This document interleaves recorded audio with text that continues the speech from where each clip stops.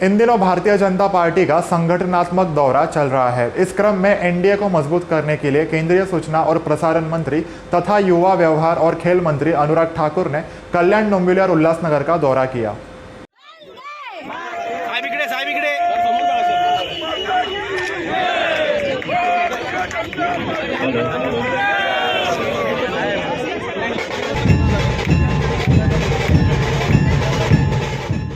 आज एक कार्यकर्ता के रूप में अपने काम के कारण, अपने गुणों के कारण और आपके प्रेम के कारण और भारत की जनता के आशीर्वाद के कारण एक बार नहीं दो बार पूर्ण बहुमत के साथ देश के प्रधानमंत्री,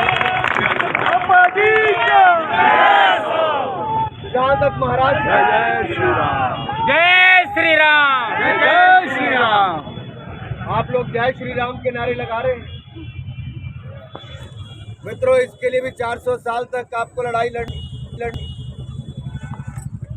राम लला का जन्म पर हुआ, वहाँ भव्य राम मंदिर बने, ये सोचते तो थे आप।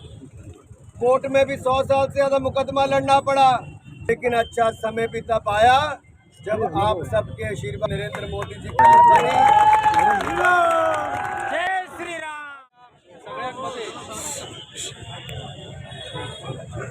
केंद्रीय मंत्री अनुरागजी ठाकूर हे या ठिकाणी उपस्थित आहेत। मी कल्याण लोकसभेचा खासदार म्हणून मी मंत्रीजीचं या ठिकाणी खूप स्वागत करतो की आज आपल्या या मतदारसंघामध्ये केंद्रीय मंत्री त्यांचा 3 दिवसाचा या ठिकाणी दौरा आहे आणि या दौऱ्यामध्ये पक्षाने त्यांच्यावरती जी जबाबदारी सोपवलेली आहे ती जबाबदारी ते या 3 ठिकाणी पक्षवाढीचं काम करणार आहे। मला वाटतं आज या महाराष्ट्रामध्ये युतीचं सरकार जे आपल्या सगळ्यांना हवं होतं ते युतीचं सरकार आलं आणि या महाराष्ट्रामध्ये एक वेगळं वातावरण निर्माण झालं, एक वेगळं चैतन्य निर्माण झालं, एक वेगळा उत्साह निर्माण झाला। आपण जर आता काल पाहिलं असेल, गणेशोत्सव असेल, त्याच्या अगोदर दहीहंडी असेल, अनुराग जी, इतना उत्साह है, इतना लोग मतलब जोश से बाहर आ रहे हैं। दहीहंडी हो, गणेशोत्सव में भी पूरा जो पहले रिस्ट्रिक्शन कुछ भी हो रिस्ट्रिक्शन, 10 के बाद प्रोसेशन निकालना नहीं है, मिरवणूक काढायची नाही। पण हे सरकार आल्यानंतर शिंदे साहेबांनी आणि उपमुख्यमंत्री देवेंद्र फडणवीस साहेबांनी हे सगळे निर्बंध काढले आणि गेल्या 2-2.5 महिन्यामध्ये मला वाटतं मोठ्या प्रमाणामध्ये रेकॉर्ड तोड निर्णय घेण्याचं काम या सरकारने केलं, या दोन्ही मुख्यमंत्री आणि उपमुख्यमंत्री महोदयांनी केलं। एक रिकॉर्ड कायम मुझे लगता है यहाँ पर किया है कि जो 2.5 साल में हुआ नहीं वो गए खाली जून दिनों में 60 दिनों में ये सरकार के माध्यम से यहाँ पर हुआ है और आने वाले समय में और अच्छा काम जो है इस सरकार के माध्यम से होगा। माननीय पंतप्रधान यांच्या नेतृत्वामध्ये आपणा सर्वांना माहीत आहे, पूर्ण देशामध्ये एक विशेष असा कार्यक्रम भारतीय जनता पार्टीच्या केंद्रीय नेतृत्वाने आखलेला आहे।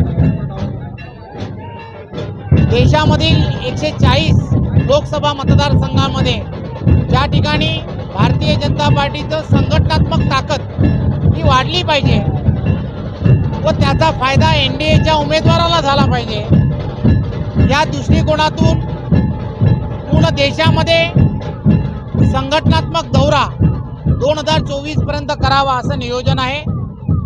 16 मतदारसंघ महाराष्ट्रामधले आहेत, त्यापैकी एक मतदारसंघ हा कल्याण लोकसभा सुद्धा आहे आणि त्यामुळे इथल्या असणाऱ्या एनडीएच्या उमेदवाराला जे बळ मिळालं पाहिजे, संघटनात्मक बळ मिळालं पाहिजे, त्या दृष्टिकोनातून केंद्रातील मंत्रीगण हे महाराष्ट्रामध्ये दौरा करतायत आणि त्यामध्ये आपणाला सर्वांना माहीत आहे की आज ठाकूर साहेबांचा पण याच संदर्भामधला दौरा आहे। हे 2024 पर्यंत या मतदारसंघामध्ये भारतीय जनता पार्टीची आणि एनडीएची ताकद कशी वाढेल या दृष्टिकोनातून येणाऱ्या काळामध्ये इथल्या असणाऱ्या मतदारांना आणि याचबरोबर इथल्या असणाऱ्या कार्यकर्त्यांना या सर्व गोष्टींचं मार्गदर्शन करणार. मग या संदर्भामध्ये प्रत्येक भारतीय जनता पार्टीच्या कार्यकर्त्याला वेगवेगळ्या जबाबदाऱ्या दिलेल्या आहेत आणि मग त्यामध्ये भारतीय जनता पार्टीच्या श्रेष्ठ नेतृत्वाने माझ्याकडे सुद्धा 4 क्लस्टरच्या असणारे जे लोकसभा मतदारसंघ आहेत त्याची माझ्याकडे जबाबदारी आहे. खरं म्हणजे मीडिया ह्या चुकीच्या पद्धतीने सांगताय. माझ्या पहिल्याच वक्तव्यामध्ये मी सांगण्याचा प्रयत्न केला आहे, एनडीएच्या कॅन्डिडेटचं बळ वाढवण्यासाठी हा दौरा आहे. एनडीएचा कॅन्डिडेट जो कोण असेल त्याच्या पाठीशी भारतीय जनता पार्टीचं पूर्णच्या पूर्ण संघटनात्मक ताकद उभी राहिली पाहिजे, यासाठी हा दौरा आहे.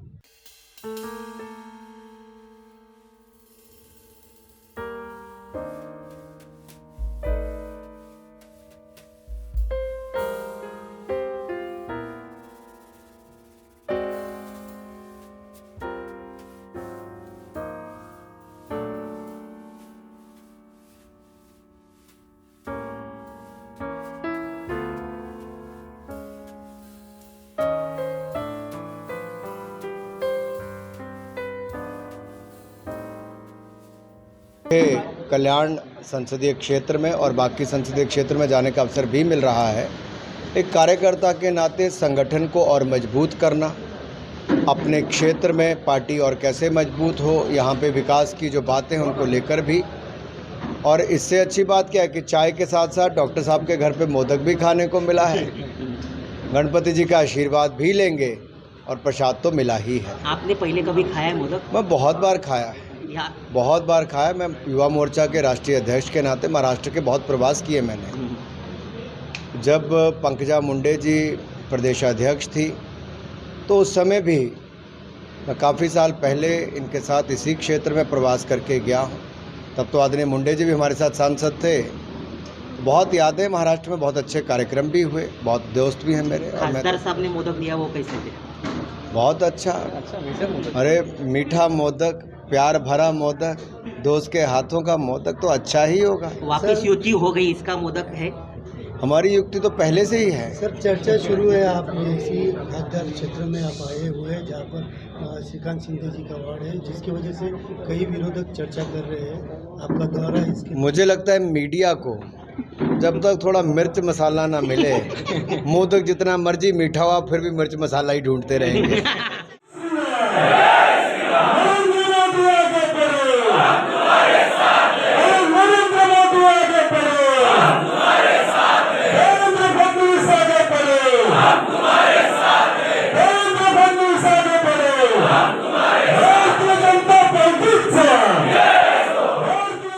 दो 2014-2019 में गठबंधन के रूप में ही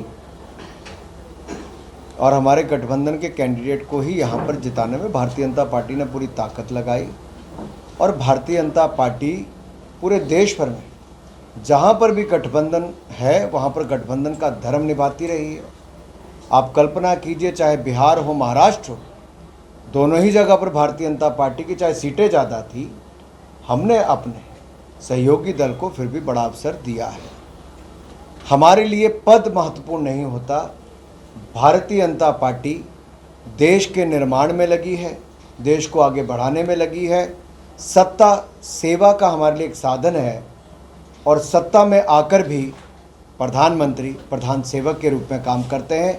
इससे बड़ा उदाहरण दुनिया में कहीं देखने को नहीं। Prime Minister will be Narendra Modi, but now talking about the opposition, because today in the national conventional meeting of NCP, where all the parties were saying that Sharad Pawar could be the face of Prime Minister, but Sharad Pawar is really not willing to be the face. एक अनार 100 बीमार, ये विपक्ष की परिस्थिति। आपने देखा केसीआर जी और नीतीश जी उठक बैठक लगी थी। अब दो लोग ही एक दूसरे की ना सुनते, वहाँ पे 24 घटक दल क्या करेंगे? वहाँ घटना ही घटेगी, घटक दल कुछ नहीं कर पाएंगे। म्यूजिकल चेयर वाली बात थी। भारत जैसा देश जिसने मजबूत नेतृत्व नरेंद्र मोदी जी के रूप में देखा हो, आज़ादी के 75 वर्ष में मैं आपके सामने एक बात कहना चाहता हूँ। आपदा के समय भी आप पिछले 75 साल का रिकॉर्ड उठाकर देखिए, देश में एक प्रधानमंत्री मोदी जी ऐसे हुए पिछले कई वर्षों में जिन्होंने कहा ताली बजाओ तो ताली बजी, थाली बजाओ तो थाली बजी, कहा दीपक जलाओ दीपक जला, कहा वैक्सीन लगाओ तो देश के लोगों ने विश्वास करके 200 करोड़ वैक्सीन लगाई। आत्मनिर्भर को भारत को बनाने की कल्पना सामने रखी तो भारत को आगे बढ़ने का पूरा प्रयास देश के लोगों ने किया। सबका साथ, सबका विकास, सबका प्रयास, इसी मूल मंत्र के साथ देश को आगे बढ़ाया। इनके आगे कहाँ ये टिक पाएंगे? जो दो लोग आपस में ना बैठ पाते हो, जो एक दूसरे को देख ना पाते हो, कोई जाति धर्म संप्रदाय के नाम पर वोट मांगता हो, वो नए भारत का निर्माण नहीं कर सकता। वो केवल अपनी राजनीतिक रोटियां ही सेक सकते हैं। दौरे के बारे में आप क्या बताएंगे कि पूरी इंडिया में अभी वो घूम रहे हैं, भारत जोड़ो आंदोलन चालू किया है, 2 साल के बाद वो आए, क्या उसके बारे में क्या बताएंगे? आपने स्वयं कहा 2 साल के बाद आए। जो भारत छोड़ो पर ज्यादा विश्वास रखते हैं, जोड़ो पे कहाँ करेंगे? वो पार्टी उनकी ढूंढती पार्लियामेंट के समय भी नहीं मिलते हैं, सदन में देखने को नहीं मिलते। यात्रा पहले 2 दिन में ही कैसे पिट गई ये आप सबने देखा है। जो पार्टी को नहीं जोड़ पाए, जो पार्टी को नहीं जोड़ पाए, वो क्या जोड़ने चले हैं? ये भारत एक मजबूत राष्ट्र है और सशक्त भारत, स्वस्थ भारत। और ये भारत किसने? ये नरेंद्र मोदी जी के नेतृत्व में बन रहा है। लेकिन कुछ लोग आज भी भारत जोड़ो की बात करते हैं, शायद उसको अभी भी पता नहीं किस दुनिया में रहते हैं। उनको इतिहास का थोड़ा ज्ञान होना चाहिए और भारत मोदी जी के नेतृत्व में क्या क्या अचीव कर रहा है, शायद अपनी आंखें बंद करके कुछ कांग्रेस के नेता बैठे हैं। Controversy over the glorification of Yaqub Memon grave, and it has also been claimed that this is something been done with the grave of Yaqub Memon, who is a terrorist and convicted in 1993 bomb blast. It is something, the sentiment of the people that has been heard in this during the election. It has also been claimed that this has happened during the Mahavikas Aghadi was in government. मेरा राहुल गांधी जी, सोनिया गांधी जी से एक सवाल है कि जो राहुल गांधी जी भारत जोड़ो यात्रा कर रहे हैं, यहाँ पे टुकड़े टुकड़े गैंग के लोग भी उसके सदस्य हैं, जो कभी पोस्टर चिपकाया करते थे जेएनयू यूनिवर्सिटी में कि भारत तेरे टुकड़े होंगे 1000, इंशाअल्लाह इंशाअल्लाह नारे लगाया करते थे, जो पोस्टर लगाते थे country without a post office, वो लोग आज राहुल गांधी जी की यात्रा का हिस्सा हैं। ये वही लोग हैं जो जेएनयू में भारत के टुकड़े करने की कल्पना भी करते थे, व्यू रचना भी करते थे।